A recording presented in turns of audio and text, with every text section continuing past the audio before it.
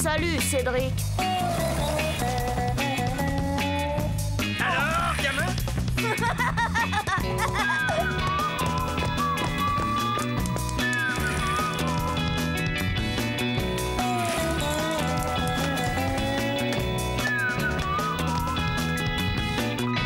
Quelle vie on mène tout de même quand on a 8 ans.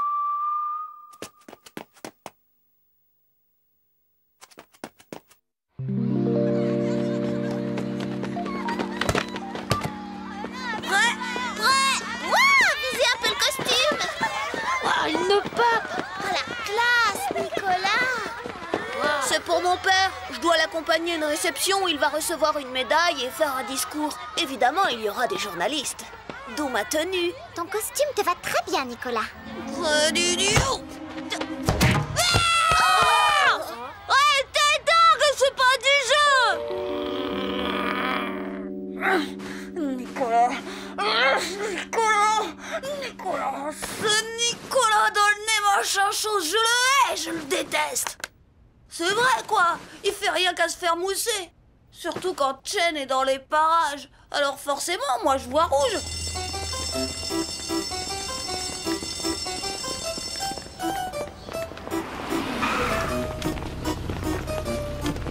Hé, attends, Nicolas!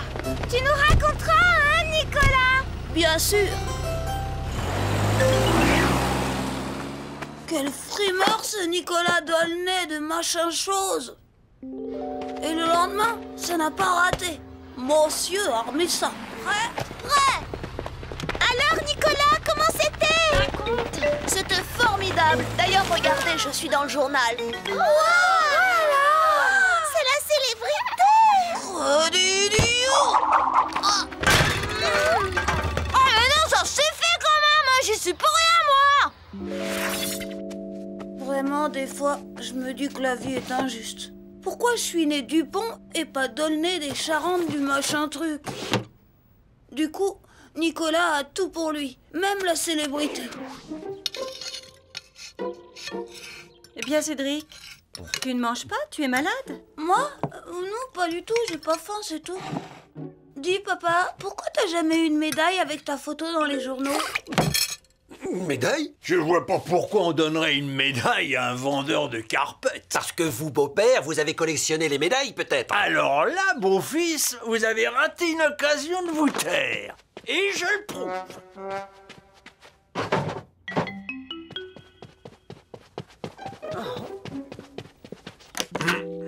Qu'est-ce que c'est? Une médaille et une photo de moi dans le journal. Parfaitement, monsieur.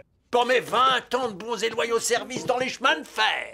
Une médaille pour poser des rails, on aura tout vu. Sauf un vendeur de carpettes dans le journal. Robert, papa, ça suffit maintenant! Bien sûr, j'étais très fière de mon pépé. Mais c'était pas sa médaille des chemins de fer qui allait me donner la célébrité, ça non. Je devais me résigner. J'étais pas fils d'ambassadeur et je n'aurais jamais ma photo dans les journaux comme Nicolas.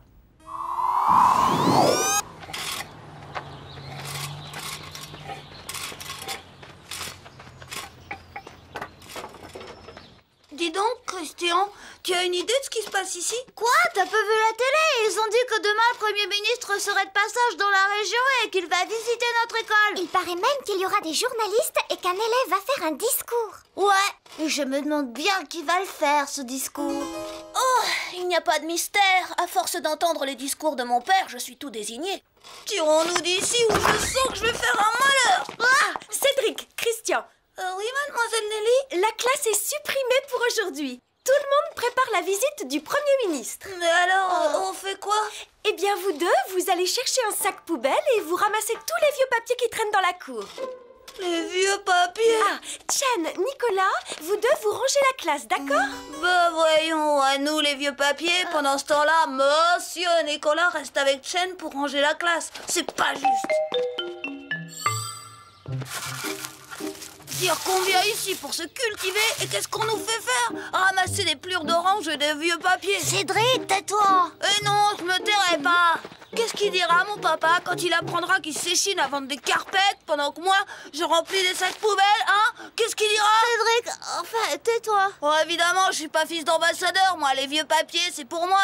Et Nicolas, lui, il va faire le discours. Chut, Cédric! Peut-on savoir ce qui se passe ici? Rien, mademoiselle Nelly. C'est vrai, Christian, arrête de râler comme ça. Hein? Moi? Oh, c'est même pas vrai, c'est pas moi. Cédric, tu devrais avoir honte d'accuser ton camarade. Si tu as quelque chose à me dire, je t'écoute. Alors, Cédric, on ne dit plus rien? On a perdu sa langue? Mademoiselle Nelly, puis-je vous dire un mot? Oui, monsieur Gérard.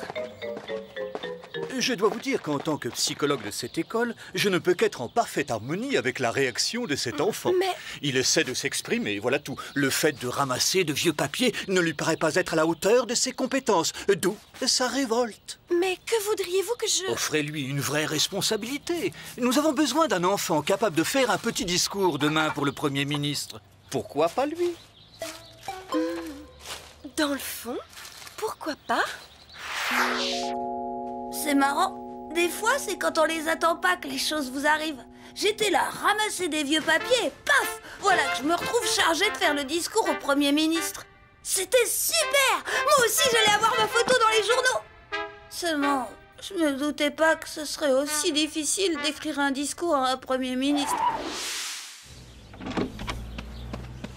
Bonjour maman, bonjour Pépé. Cédric, mais qu'est-ce que tu fais à la maison à cette heure-ci? Tu devrais être encore à l'école. C'est mademoiselle Nelly qui m'a renvoyé, maman. Je dois préparer un discours pour le Premier ministre. Cédric, qu'est-ce que c'est que cette histoire? Je te jure que c'est vrai, maman. Bon. Ah, Canignou.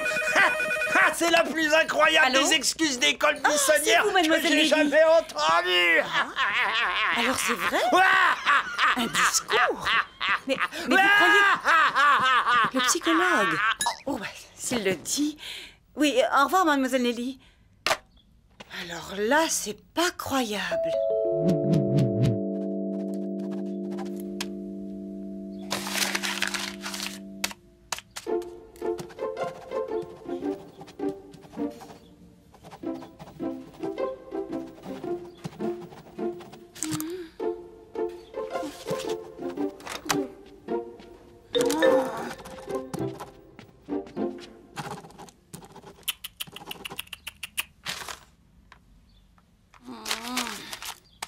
Pas facile, hein? Ben non. Tu voudrais pas un coup de main par hasard? T'as déjà écrit à un Premier ministre, Pépé? Non, justement. Et pour une fois que j'en ai l'occasion, je m'en voudrais tout le reste de ma vie de passer à côté. Allez, laisse-moi faire, gamin.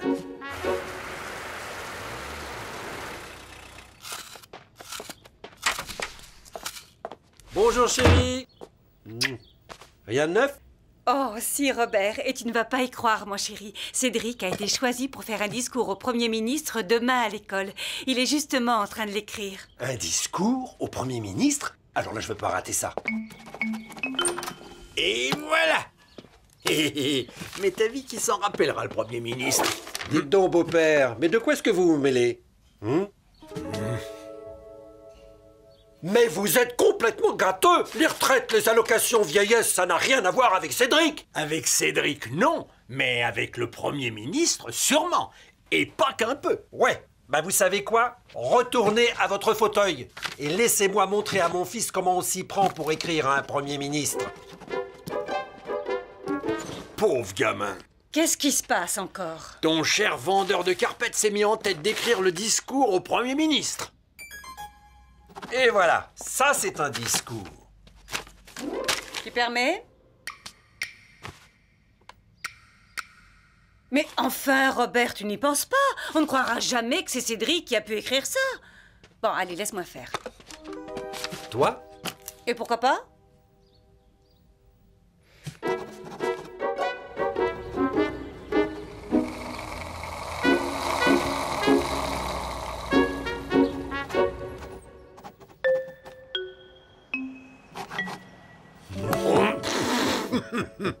Oh, Évidemment, si vous me déconcentrez...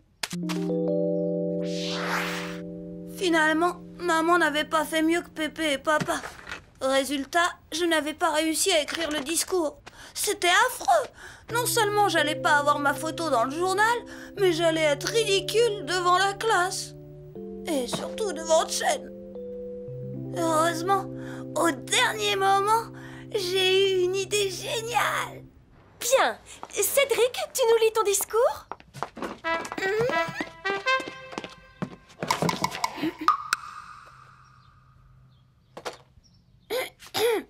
Monsieur le Premier ministre, Monsieur le directeur, Mademoiselle Nelly, Monsieur le psychologue, mes chers camarades. C'est après mûre réflexion que, constatant mes faiblesses, j'ai décidé de laisser ma place au plus brillant, au plus méritant d'entre nous. J'ai nommé Nicolas. Mais enfin, Cédric! Voilà une réaction très positive, mademoiselle Nelly. Certes, la rédaction du discours est un échec, mais quelle grandeur d'âme! Vraiment, Cédric, ta sincérité et ta générosité t'honorent. Dans le fond, vu comme ça, Nicolas, tu es d'accord? Bien sûr, mademoiselle. Alors que toute la classe laisse Nicolas travailler, il ne lui reste plus beaucoup de temps. Tu sais, Cédric, c'est vraiment très bien de ta part d'avoir laissé ta place à Nicolas. Il avait tellement envie de faire ce discours. Tu crois? Oui, Cédric, et je trouve que tu es le plus gentil des garçons. Cédric, viens voir.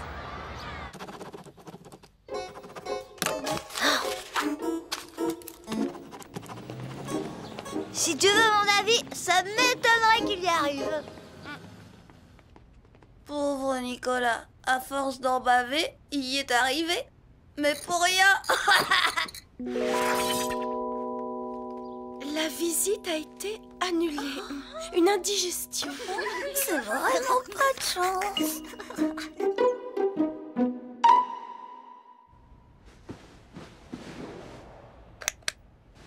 J'aurai peut-être jamais ma photo dans le journal, mais j'ai beaucoup mieux que ça. L'amour de Chen qui trouve que je suis le plus gentil des garçons. Tout de même, quelle vie on mène quand on a 8 ans.